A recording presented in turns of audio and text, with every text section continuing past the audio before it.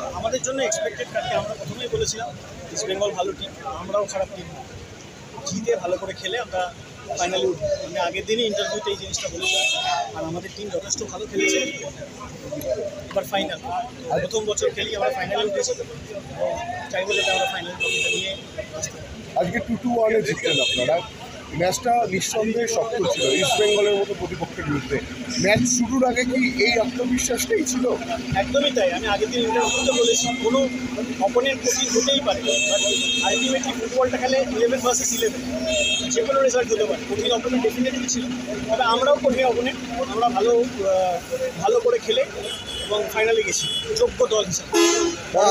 North east পরের ম্যাচে মানে নর্থ ইস্ট গতবারের চ্যাম্পিয়ন, কতটা কঠিন মনে হচ্ছে লড়াইটা বা কি মনে হচ্ছে? কোনো সময় আমরা যখন গ্রুপে ছিলাম কোনো সময় মনে হয়েছিল যে আমাদের গ্রুপটা ইজি ছিল, আমাদের কঠিনতম গ্রুপ ছিল।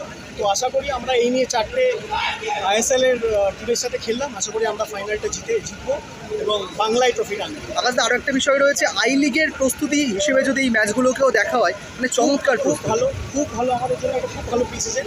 এবং আমি আগের দিনও ইন্টারভিউতে বলেছি যদি আমাদের সুযোগ দেওয়া হয় বা সুপার কাপ যদি হয়, আমরা যদি পার্টিসিপেট করতে পারি, এটাও আমাদের প্রিসিজনের জন্য খুব ভালো হবে।